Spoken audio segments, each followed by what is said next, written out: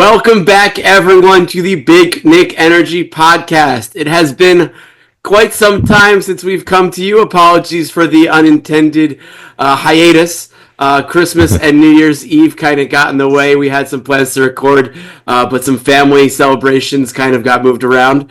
And then we actually did record an episode a couple weeks ago, but I live very close to the Palisades fire in the LA wildfires, and we were never able to really edit and put that out. But I am no longer evacuated. The Knicks are doing what the Knicks have done, and we're back to come talk to you about it. Marky! How you doing, buddy?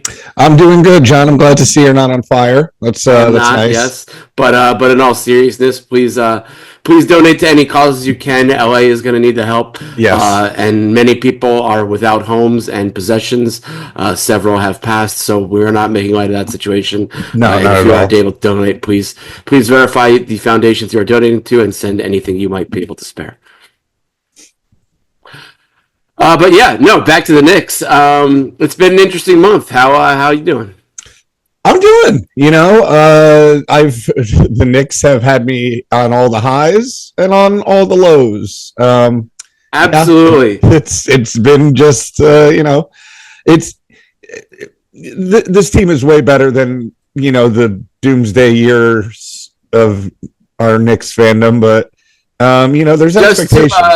Just to give the people a little bit of an update of when we last spoke and what's been going on since. It was right before the first Minnesota game, the big Randall and Cat rematch against their former teams, that the Knicks won and Randall did not shake hands afterwards. That was the last time we recorded leading into that game. Since then, the Knicks went on that long win streak and we got what we asked for, which was just a real dominant stretch of basketball over 20 games. Then they went on that 3-game losing streak to the Thunder, Bulls, and Magic. And since then, over their last 7 games, they're 3-4, playing around 500. Yeah. We're recording this during the Nets game. They beat the Hawks last night. Hopefully, they beat the Nets tonight. But yeah, that's kind of what's been going on in Knicks land. Yeah, that was a good stretch run. They beat a lot of bad teams. I got to go to 2 of those games when they played the Wizards. It's pretty cool. I got to sit 2 rows behind the Knicks bench in the second game. Fun fact that I don't think a lot of people know that I could drop on here is that Coach Tibbs does not, in fact, call Deuce Deuce. He is called Dose. Dose. He calls him Dose. So when he is calling for Deuce off the bench, he says, Dose, Dose. And I'm like, what? At first, it caught me by surprise. I'm like, what is he doing? And then I realized, like, every time he did it, McBride's getting off the bench. So I was like, that's pretty funny. Do you think that's their private little nickname, or do you think Tibbs just can't pronounce Deuce? I think it's their private little nickname. I like that. I don't want to put it like a pet, like, like they got some secret, whatever. There was probably some joke there. I mean, Deuce is kind of like the team pet. He contributes a lot, but he's definitely, the little barking dog off the bench who's getting ready to attack defenses when he comes in. He's got the hair for it, too. He's got, like, that chinchilla hair. Exactly. A little frizzy, going all over the place. Little poofy guy. Yeah, the Jesse Spano hair he's got from Saved by the Bell. Yes, I'm so scared. Saved by the Bell reference? No, I didn't get it. It went over my head. From the caffeine pills episode. Oh, that was such a weird episode. She's just showgirls to me now. Already. No. Fun fact, Sunday, sorry. Fun fact about Showgirls, that is a movie I saw on Laserdisc, if anybody's familiar with that technology. Not many people are. The early 2000s were a wild time of failed intermediate technology. That was a wild time. Anyway, yes, it was. Back to Knicks world. That was a good win. Let's kind of fast forward, I guess. That was a good win last night against the Hawks, I thought. I should say yesterday afternoon. Noon game for MLK Day. Couldn't agree more. Especially after the in-season tournament, or NBA Cup match and the infamous fake dice roll, and just the history that is Trae Young and the Knicks. It's always good to beat up on them and not let them get a dub in the Garden. Mm-hmm. No dice rolling for me. I don't condone it, and I don't like to see it on our court done by an opposing team. Nor do I. Yeah. So,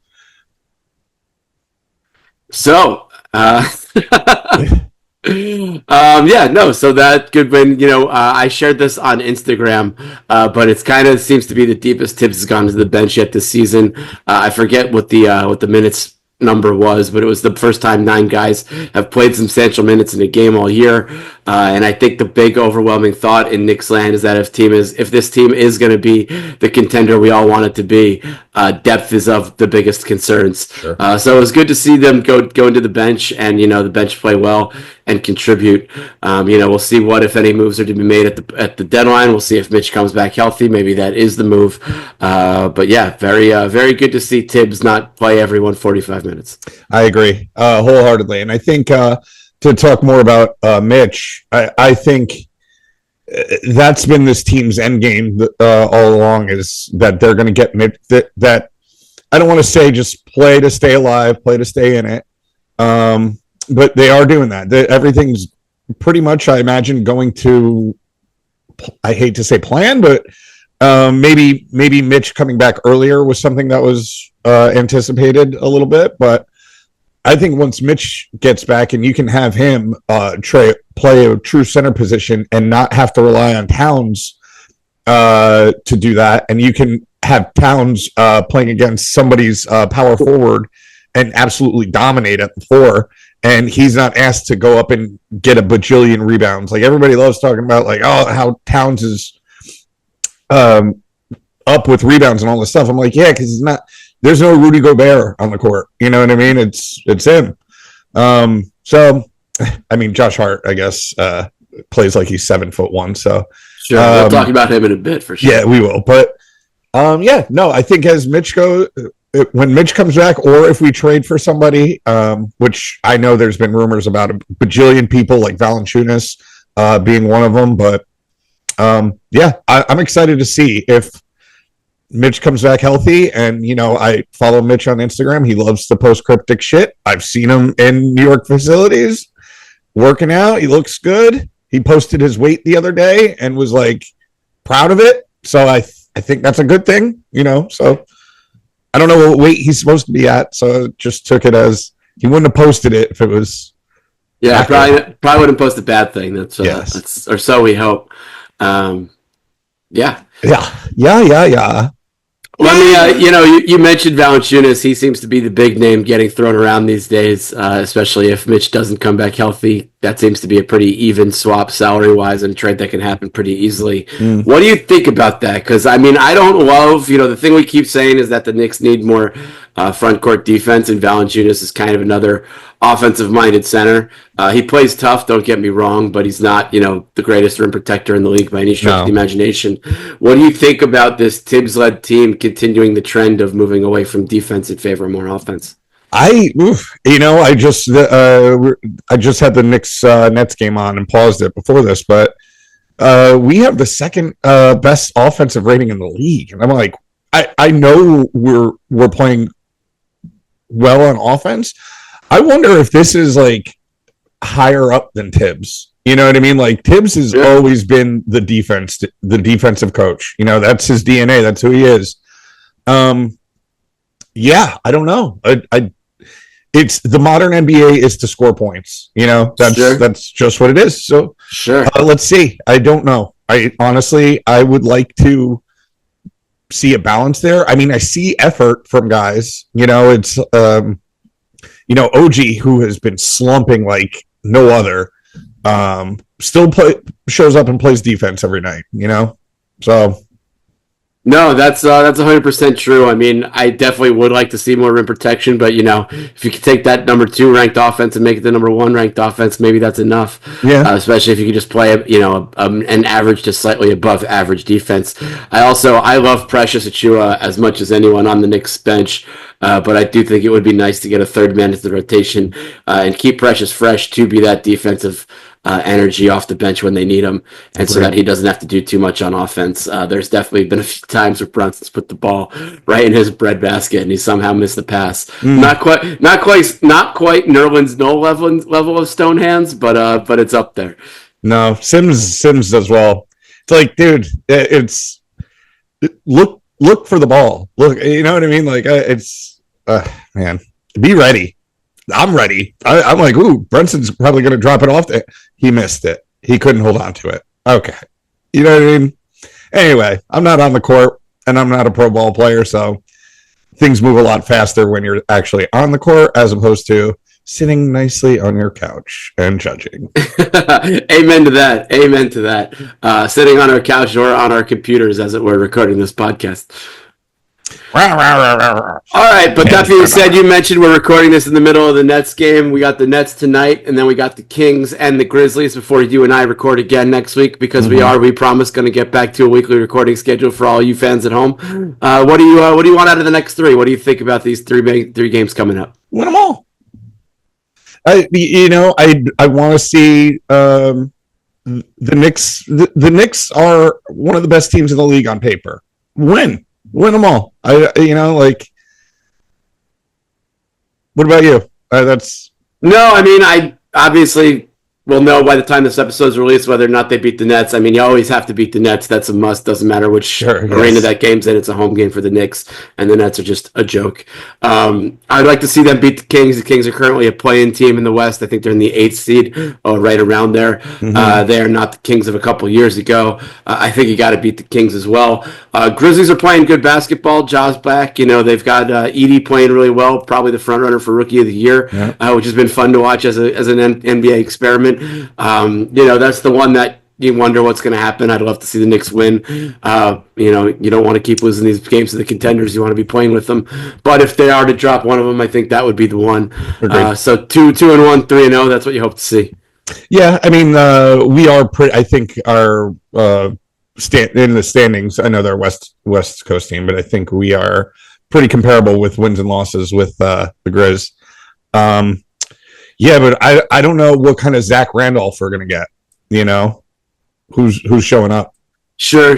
Yeah, no, I think Zach Randolph's been out of the league for a little bit now, but yeah, no, the Grizzlies definitely have some guys that'll be fun to see who plays. Dude, do you remember pre-draft? I was asking you if was there any way we had a shot at getting Edey? Like, I do vaguely remember that. Yeah, well, he's having a good year. Yes, he is. No, he's contributing. Everybody who said he wouldn't be able to play at the NBA level, I don't think they know what they're talking about right now. Dude, the when that photo surfaced of him at like the college house party or whatever, everything changed for that kid. Seriously. Not even the NCAA tournament. It was that photo. That dropped. We mentioned Oh, sorry. Go ahead. Sorry. No. I beat the Grizzlies to contain Ja. I think the Knicks do a good job of like taking away a superstar, when they want to do it. So do it. Win it. Absolutely. 3-0. Let's go.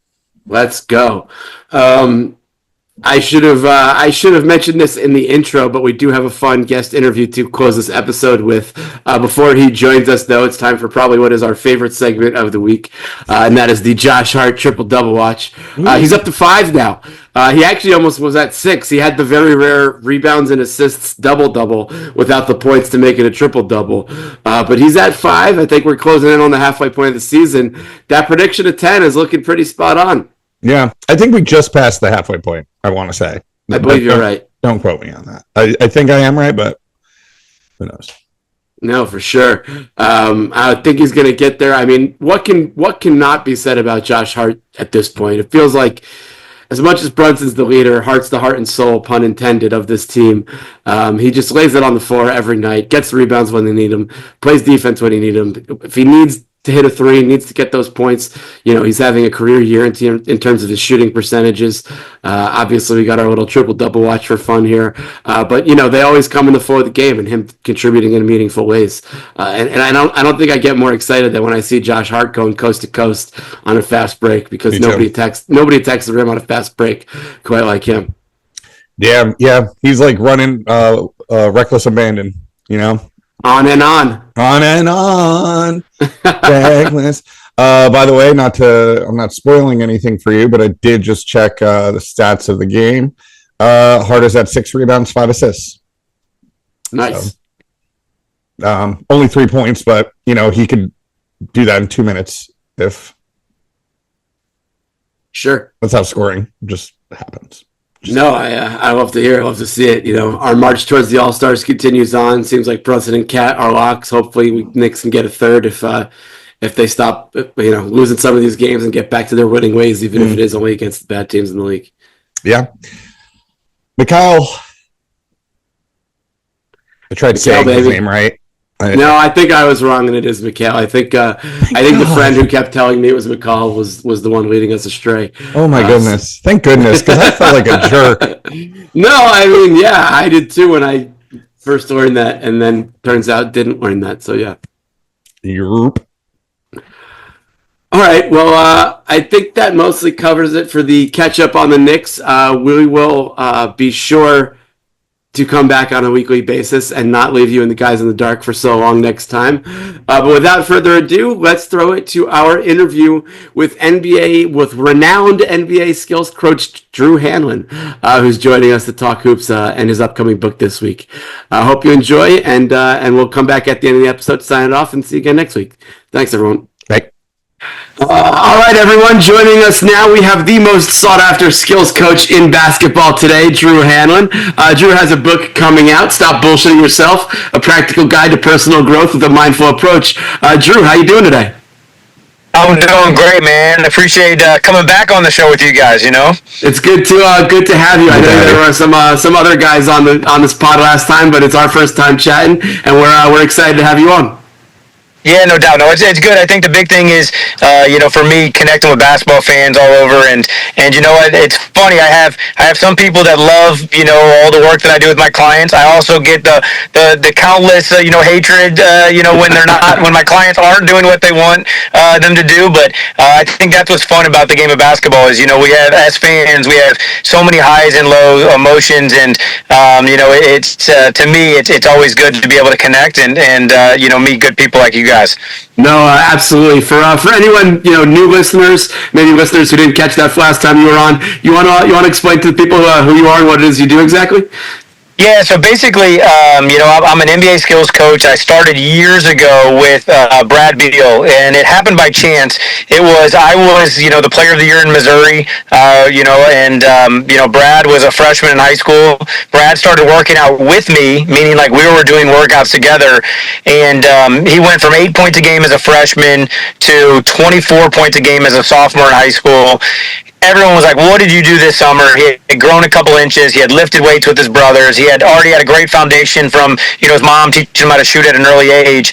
And, but the one new piece of the puzzle was, he started working with me. And so Brad's career took off. My career, as a trainer took off alongside it. I started working out David Lee. He was my first NBA client, being from St. Louis.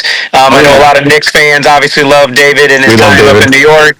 And then I started working out, guys like Jason Tatum when he was, 13 years old as well, being from St. Louis. And then, everything else took off from that. It was, it's a word-of-mouth business. And when you're able to help get one guy results, the next guy wants to get those same results. And, I had to study my ass off, had to, learn the game because, when it first started with Brad, I had no idea what I was doing. I just knew, if you put in a ton of hard work, you were going to get results. But like looking back, I was like, man, we were working out like 2.5 hours a day. And I was like, an hour and a half of it was really purposeful.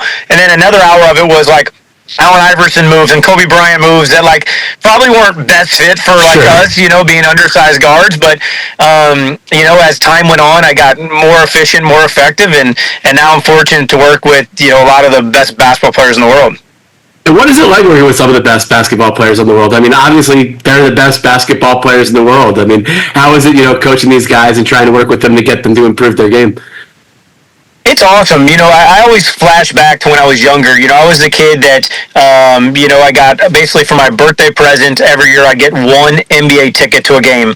And my Christmas present was the flight to the game because St. Louis didn't have an NBA team. And so being able to like look forward to that moment each and every year was so special to me. I remember getting like Michael Jordan starter jackets. Like you remember the old starter jackets. I had a Grant Hill reversible jersey back in the day. They used to have the reversible jerseys. And like now going to, I probably go to 70 NBA games a year. I like to sometimes think about that full circle moment. But I mean, it's really cool because I'm the guy that tells the best players in the world they're not good enough. There's always another level. And, it's funny because you mentioned the book earlier. Jason and Joel wrote the forwards for the book, and Jason had a really cool line at the end, but he was talking about fresh off of a championship, and he said, when you get to the top of the mountain, that's when you got to keep climbing. And I really think that that's what my job is. It's to tell these guys, hey, listen, good job, but there's always another level. And, and sometimes they hate me. My slogan is hate me now, thank me later. But, I'm able to, push them to levels that they can't push themselves. The biggest comment that I totally agree with that most casual fans will say is like, all you do is rebound. And I'm like, that's not true. And then they'll say, well, these guys would be good without you. And I'm like, that is true. They would be good without me. But my job is to help them get to levels that they couldn't get to on their own. And so would Jason Tatum have been an NBA player if he never met me? Of course. But would Jason have been as good as he is? We don't know. We don't know. And, I'd like to think, and he'd, like to say that, I've probably had, a good part in, help facilitate the growth throughout his career. And, we're constantly searching for solutions for the problems that he's experiencing on the court. And we're constantly trying to figure it out. And, there are times where we try things out and it doesn't work. And we try to make pivots as quickly as possible. And there's other times we try things out and we're like, that really worked, and now I'm copy and pasting and giving my other clients the same secret sauce. But, I think that's the thing that people don't realize is that, there's times where fans will be like, I wish you tell your client this. And I'm like, that's all I'm telling my client. They're just, struggling with that. Like, I agree with you, And so that's the fun part, though, is when you said immediately, like, what's it like working with these guys? I just say, like, my younger self would be like, wow. Like, my younger self, you used to, like, if I could get in the 100 sections, I'd be like, wow, I'm really close to NBA players. And now, I just got done playing golf with Zach LaVine, and all I do is talk shit to all these guys all day long. And people around them are so used to, like, kissing their ass or like sucking up to them. And I'm the guy that, like, humbles them real quick. And so even the two other guys that we golf with today were Zach's buddies. And, Zach was getting ready to tee off. And I was like, see those woods? How much you want to bet that you if you hit the fairway, you win. If you hit the woods, I win. And they're like, it's nonstop. Like, you just never stop chirping. And I'm like, that's what it takes to get them to a level that they can't get to, themselves. Who won the round today? I beat him by, I think, 18 strokes. So all right. I smacked him today. Now, I will say he's in season, which would normally give him an asterisk, but I told him, I was like, I've only played one round this season as well. But we've had some good rounds together, and there's usually they're full of shit talking for sure. That's awesome. You mentioned Tatum. What is it like having a client like that, especially, during the playoffs? Is he calling you up between games 2 and 3 against the Mavericks last year to work on adjustments that, that deep in the season? Or is it mostly kind of like an off-season, regular season kind of workout schedule? No, it's funny because I'm actually out here in LA because Zach played last night against the Clippers. Jason plays against the Clippers and the Lakers the next 2 days. And so, we'll put in work while he's out here. But it's nonstop. I think the one thing that sucks for me is there's a lot of trainers that, work out a guy one time, they post videos and post pictures, and it just waters down what everybody's definition of what a skills coach is. There's other people that, might just do workouts in the summer when it's convenient for players. If they're in that certain city, they'll call them up, they'll get shots up, they'll get a good workout in, and then they're on. My job is throughout the year. I provide film before and after games. I do analytics. I'm on a flight. This is the first time I'm actually in LA, which is home for me, since Thanksgiving. So, I've been on the road for 2 months straight now, and that's what it is. It's nonstop because I think the real work is helping them get results when it matters, which is during the regular season, during the playoffs. And, they're constantly going through, constant adjustments. It might be a new scheme or coverage that, teams are throwing at them. It might be, there's a little slippage that's occurring on their shooting mechanics. It might be that they're just dealing with some life stuff, and so their confidence is down, and you got to help them through, the off-court stuff so that they can get back to being their best on the court. But there is so much that goes into being a skills coach if you're doing it the right way. And so, I talk to my guys each and every single day, and it's part therapist, part best friend, part asshole, part skills coach. I mean, it's all of those blended up into one. What's it like working with, obviously the team wants something out of the player. They want maybe the player to play a certain style of basketball. Is there any sort of conflict of interest that you and the player think their game should be going in a certain direction? And you don't have to name any specific examples if there is something, but does that ever occur where there's like conflict of interest between player and you and the team? No, I mean, to be honest with you, early on in my career, I remember like walking in the gym, actually out in Golden State, and it was late at night, and David and I were working out, and at that time, I didn't have a reputation to be an NBA skills coach. I had a good reputation in St. Louis or in the Midwest, and, for doing camps and clinics for youth players, but David was my only full-time NBA client. Mm-hmm. And I remember Mark Jackson walking in the gym and was like, David, come here. And David's like, hey, once I get finished with workouts. And sure enough, he's like, no, like right now. And he came over, he's like, who the hell is that in my gym? And, back then it wasn't as common for people to have like, their own private coaches. But he's like, why are you listening to him, not our coaches? Mm-hmm. And that's when I really learned, like, you have to reach out to the coaches. You have to make sure that you rally everyone that has that player's ears so that you're all pushing and pulling in the same direction. And so there are some times where there's differences of opinions, and what you have to do is you have to sit down, you have to say, okay, this is why, this is what, and we kind of go through, We talked about Jason. I'll give you a great example. Jason, we thought one of his biggest strengths was his mid-post and his mid-range game early in his career. Mm-hmm. But his shot profile was not very efficient. Like, if you look at the numbers, it just wasn't very efficient. He led the league in 1 year in, like, long twos. And so I remember there was a year that, like, I'm talking with Brad Stevens, I'm talking to, Danny Ainge, I'm talking to Celtics organization, and they're all saying, hey, we want him to eliminate basically mid-range shots. We want him to be more efficient. It wasn't like eliminate it. It was just like, hey, we want it to be like, when you have to. Late shot clock, late games, we need a bucket, but not like a heavy diet of them. And so that whole summer, we basically eliminated mid-range shots out of his game. And, casual fans hated it. They're like, go back to like what Kobe did, and go back to what Tracy McGrady did, and go back to...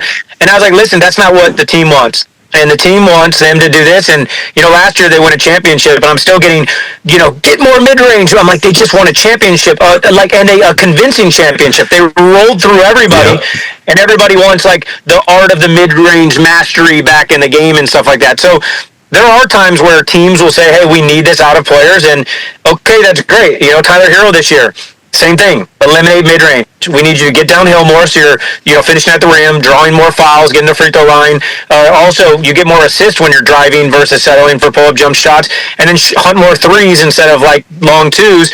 And I think Tyler has a good case at being a first-time All-Star this year. And so I think that's what matters, is how do you help these guys impact winning at the highest level? And there are times where you don't necessarily agree with the role that the team is saying, like, buy into this, but all you have to do is you have to say, all right, I got to prove that I can master that role while working towards the role that I eventually want to be in. And so that's what my job is to help navigate that, facilitate that, and usually we're on the same page. We're all trying to make players as analytically sound as we can. We're trying to make them impact winning as high level as we can. And so I think that's the thing that we share. It's people are like, oh, Drew, all of his clients are top in the league in scoring, but, not necessarily that translates to winning all the time. I'm like, first off, I have guys on 10 different teams. Sure. All 10 of that means nine of them at the minimum are going to lose. You know what I mean? Like, only one of their teams can win. So 9 fan bases are already going to be pissed off at me, and they're going to say, your guy's a loser, they're a choker. I'm like, dude, they lost. Like, I had so many people a couple years ago, Boston fans, that were chirping like, Embiid is this, and I'm like, Jason scored 51 to knock out Embiid in Game 7. I'm like, do you realize I trained Jason too? They're like, oh, I didn't realize. You know what I mean? So It sucks when they compete against each other in those big moments, but like, my job is to help each guy become the best player they can be. And, and I also try to work with the teams and make sure they're agents and make sure they're family members and make sure anyone that has their attention is pulling and pushing in the same direction so that there's no confusion. I think that clarity drives action forward, and so that's what you're ultimately doing. And you guys being a Knicks, podcast, you guys probably know the story about RJ Barrett rookie season. Like, We literally changed his jump shot. He was shooting the shit out of the ball in pre-draft. It was awesome. And then as soon as they go there, they say, hey, tuck your elbow in. And we were like, no. And then he couldn't make a three. And he's like, Drew, I want to shoot the old way, but they're telling me to do this. And then sure enough, that summer we went back to what we knew was going to work. He shoots 40% from three. And we were like, we knew it was going to work. Then what happens is his shot profile changes. You know, that second year when he shot 40%, it was all basically catch and shoot, open threes. And then people are like, well, now he can't shoot again. It's like, no, his shot profile changed. You know what I mean? Like, his shot profile changed. So I think same thing with Jason. Jason's rookie season, he shot 43% from three, and everyone's like, wow, then he dipped, and it's like, he's still shooting 37% on now highly contested step backs, three people. It's like, if his shot profile changed, his three-point percentage would improve. So I just think that the one thing is, you know, when people talk about the NBA ratings, everyone talks about like, oh, is basketball down? I'm like, first off, that doesn't include all the people that just stream the games illegally. That's a big part of it. Second thing is, we live in a very TikTok culture. You saw how people like were devastated when TikTok went down for a couple hours. People just want, you know, highlights. Like, you know, people don't sit down and read books. You know, people don't sit down and watch full games. They want to read, you know, they want to see the highlights. And then the last thing is, I think the biggest problem isn't the game. Because the game is, the players are more talented than they've ever been. The schemes are more are better than they've ever been. You know, coaches are smarter than they've ever been. If you go watch a 1990s basketball game, which I used to love, they're boring. They're slow. They're not fun to watch. It's like molasses. But the one thing I will say is, you know, it's the fan that's changed. The fans are negative. All they want to do is talk about who's getting traded. They want to be negative when a player. 100%. You know, there's times where, you know, somebody might have 8 points in the first half on, you know, let's call it 2 of 12 shooting, and then they end up the game shooting, you know, a good percentage, and they end up with 35 points, and all their accounts just post what their first half numbers were, because that's going to clickbait engagement. You know, it's just so. That's what I would say. Is I would say the fun part about working with NBA guys is that you get to help these super talented athletes that are super driven and all chasing, you know, these amazing things.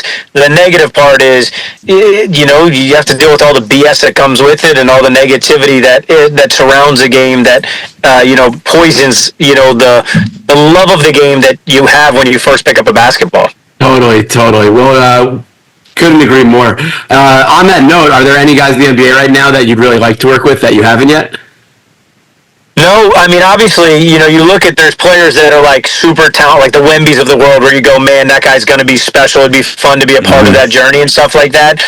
You know, the one thing I love is I love the development process. You know, I love that, like Zach LaVine and I first started working together in high school, RJ high school, Brad Beal and Jason high school, Joel Embiid before he ever played an NBA game. Like, to me, that's what development is. It's like when you're with somebody for their whole career arc, you can really build them and grow with them together. And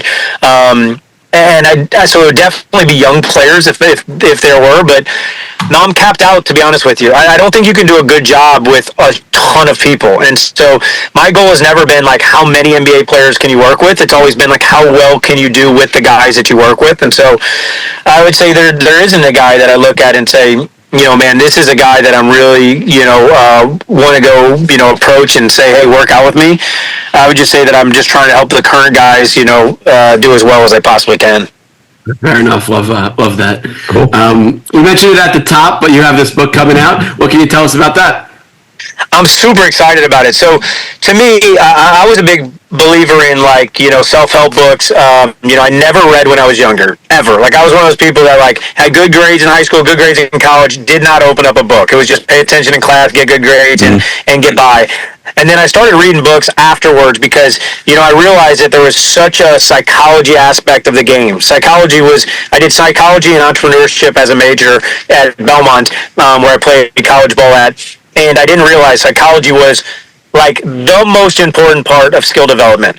You know, these players deal with the same insecurities, the same doubts, the same stresses and struggles that all of us deal with. And a lot of times they're heightened because, you know, people get to see their failures. Like, if you show up to your job and have an off day at work, you might go home and tell your wife and kids, like, oh man, today was rough, but nobody really cares. Like, everybody else goes home and they don't care. Whereas if a player misses a game-winning shot, if a player is in a slump, I mean, they can't watch TV, they can't open up social media, they can't walk down the street without people like looking at them and knowing what they're going through. And so, I really poured into that, and I was like, man, people don't understand, the ins and outs of the psychology that these athletes go through, but also I wanted to make sure that I related it to everything else. And so my dad lost 90 pounds using the same system that helps, these athletes that we're talking about improve their game and their mindset. And so once I started seeing entrepreneurs use the system, once I started seeing everyday people like my dad use the system, I was like, I got to start sharing this system that we have developed over years that's produced countless all-stars and helped them shape their mentality, shape their game. And so really all it is the reason it's called Stop Bullshitting Yourself. It helps people identify the invisible strings that are holding them back in their life, and then basically put together a blueprint to shrink the gaps between where they are and where they want to get to. And I'm really excited. Zach gave me, it was funny, I was like, Zach, I need a testimonial today on the golf course because I gave him the book a couple weeks ago. And he goes, bro, that's the first book I've ever read.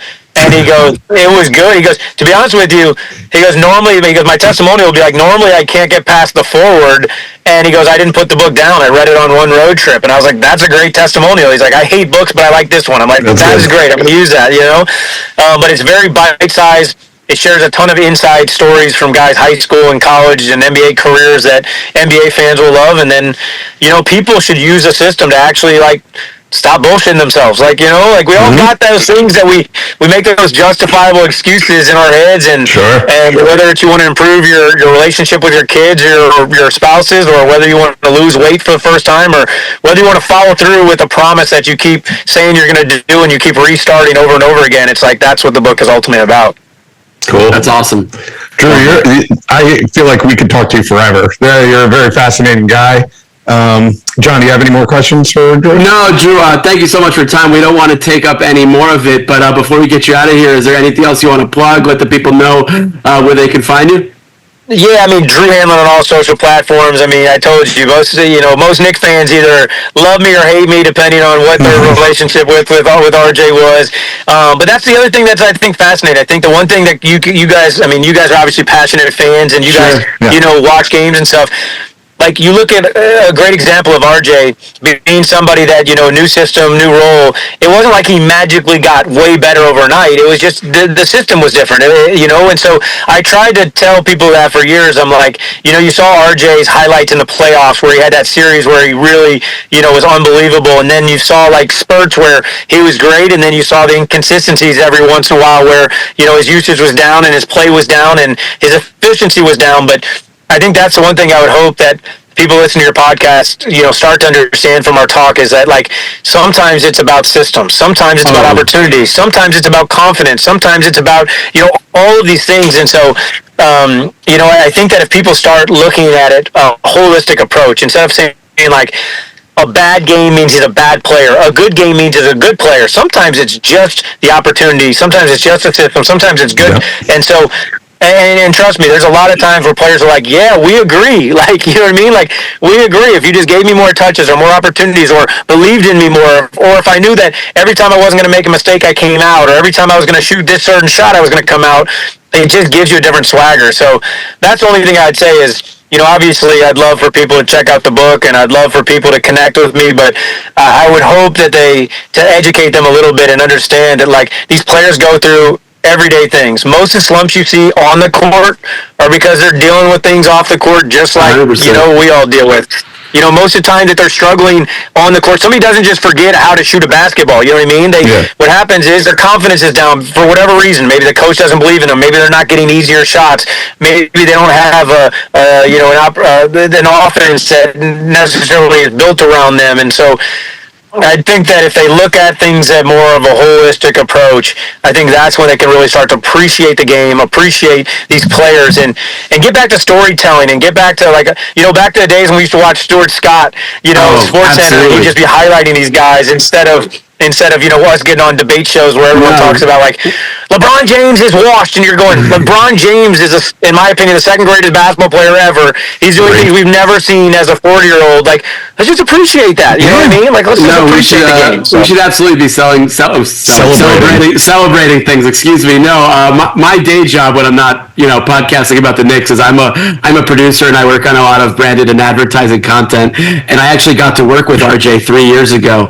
I produced this video for ESPN and Warner Brothers that re-edited the Batman trailer at the time, and we shot some footage with RJ up in SUNY Purchase when he was still on the Knicks, and just kind of walking around set when he wasn't filming. He was in the green room and checking in on him, overhearing certain different parts of conversations. You get to really kind of hear how guys are wired, and hearing some of the things he was saying about his workouts at the time, about the way the season was going. You just kind of get to see just a little bit of a different side of guys that really make you appreciate them, and you could tell he's always been motivated to succeed.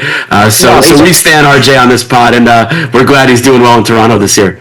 And I think it worked out. I think that's the other thing is there's such thing as win-win opportunities. You know what I mean? Like OG is obviously, has been great when you guys are all healthy in the lineup. OG's been unbelievable, and he's a great fit. I think RJ is a better fit in Toronto. Like it is, and that's okay. And I think that's the cool thing is I think that real fans, they stick with these players because they go through the ups and downs with these players. You know what I mean? Like I don't think people realize how connected you are to these players. Like even if you don't know them. Like, you obviously got to spend some time with RJ, but, like, dude, you've went through highs and lows. You've been there where you've been like, wow, RJ Barrett's the next best young prospect. You defended him on social media. You've been there, but then you've also been like, RJ, what the hell are you doing?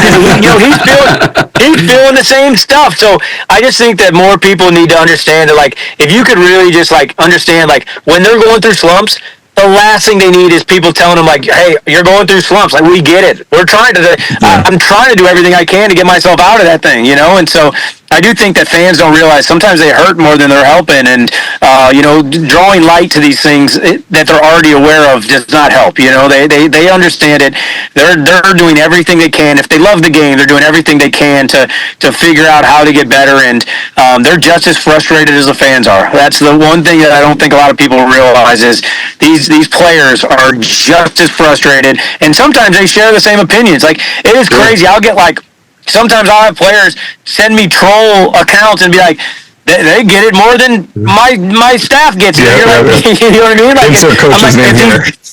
Yeah, if the fans actually knew what these players were thinking and going through, and how sometimes they do, they're on the same page. I think they'd appreciate it more. So interesting. And there's other players that don't even have social media because of that. They're like, I don't want to get a part of it. I just want to be able to lock in and I already know what they're saying. We know after a good game, they're saying good things. After a bad game, they're saying bad things. Let them judge me by the body of my work, at the end of my career. And so, we forget everybody. David said that the other day. David, married Caroline Wozniacki. And he's like, Drew, I was an NBA champion, a two-time All-Star, for a 4-year stretch with the Warriors. He basically averaged over a 4-year span, 20 and 10. Last year with you guys was like 22 and 12 or something. And he goes, and most people just look at me and like, he's tall. I think he might have played basketball. They're like that. They already forgot about me. Two-time All-Star, a champion. And so he's like, if they're going to forget about me and I become Caroline's, husband, overnight, he's like, that's when these players, he's like, you got to relay that to these players that they can't, put that much pressure on themselves. It's a game of basketball. You get paid millions of dollars to do something that you picked up at an early age and love to do. And I always tell my guys, play the game of basketball because you love it. Work at it because you love competing and winning. Look at your salary as that's what you get paid to deal with all the BS that's around it. Sure. Okay. And if you look at that and you're getting directly paid with how much BS you have to deal with. LeBron has to deal with more BS, more scrutiny, so he gets paid more money. He has to do more interviews, so he gets more money. The guy that's a role player, he doesn't get as much, scrutiny. He doesn't get the same pressure. He doesn't have to sign as many autographs and kiss as many asses. So he doesn't get paid as much. But if you just look at it as you play the game of basketball because you love it, you put in work because you're a competitor, and you get paid millions to deal with all the BS that goes with it. I think that's when you have more of a holistic approach, and you can really separate the two between the game that I fell in love with at an early age and the NBA circle that goes around the game, which is the stressful part for so many. Absolutely, and I'm old enough to remember David Lee's high school dunk contest and his showdown with James White. Baby. Absolutely, so you let them know not everybody's forgotten about. We haven't forgotten. No, I love that. That was an all-timer. Well, Drew, thank you so much for joining us. Marky, do you have anything else you want to? No, that's it. Drew, if you're ever just looking to expand and want to be anybody's life coach, I'd love to give you a call sometime. So. No, I love that. You guys are awesome, man. I really appreciate you guys having me on. And likewise, come back anytime. Like I said, I always appreciate when fans also know the game and also appreciate the game, the ups and the downs, and understanding that's what fandom is all about. It's about connecting and storytelling and the Rams. I was a St. Louis Rams fan, not an LA Rams fan because they shit on us when they left St. Louis. But for sure. I'm a St. Louis Rams fan, and we had 4 good years of the greatest show at Turf, and we had 16 years of misery. But I always tell people that, we had season tickets. That was basically 10 Sundays every year that I got to spend with my dad and my grandpa that I wouldn't have got to do if the Rams weren't a part of it. And so even though we were losing preseason games and regular season games, we didn't miss a game. And, even during the days where we used to get blown out, it was still Sundays that I never got back. And when my grandpa passed away, a couple years back, I just remember being like, man, times that by, let's call it 12 years of never missing a game. That was 120 Sundays that I had with my grandpa. That there was 120 memories, 120 moments. And I really do think that, I know that sometimes it sucks when fans lose their parlays or their fantasy teams lose or whatever it is, or even just their teams lose, but the highs and lows, it really does. It's an experience, and for you guys know, it hasn't been easy to be a Knicks fan, winning championships and that. But man, I'll tell you what, I was in the Garden, for their first playoff game when they were playing against the Sixers last year. That thing was rocking, man. That thing was rocking. So, there's been a lot of fun moments. I got to be there when RJ was playing at home. Man, that is one of the most deafening places, MSG, playoff basketball. Oh, yeah. It's just, that's what it's all about, I was in Philly for the closeout Game 6 of that series. It was awesome for sure. Yeah, so it's just, I do think that that's what I loved about, talking with you guys today is like, I can tell you got big hearts for your Knicks, and you're also, guys that even when you guys do, feel that pain, you still appreciate the road that you've been on with the team. So for sure. Well, Drew, thank you so much. Come back anytime. This was awesome. I know there's some questions I'd still have to ask you, but I don't want to take up too much of your night. But yeah, no, this was great. Thank you so much. Appreciate you guys. Yep. Thanks, Drew. Cool. Thanks, Drew. All right. Well, that is our conversation with skills coach extraordinaire Drew Hanlen. Hope you enjoyed that. Always fun to talk to somebody behind the scenes, get a little insight there. Marky, what did you think about that interview? I thought it was great. It was really insightful. I feel like we could have talked to him for like a couple hours. Oh, we definitely could have, but I still have to edit this podcast and get it out tomorrow, so, All right, but don't forget to follow Big Nick Energy across all socials, Instagram, Twitter, you name it, we're there. On Twitter, it is Big Nick Energy _. Don't forget that underscore. And be sure to tune in next week. I promise we'll actually be back again this time. We will. All right, everybody, have a good week, and let's go Knicks. Peace.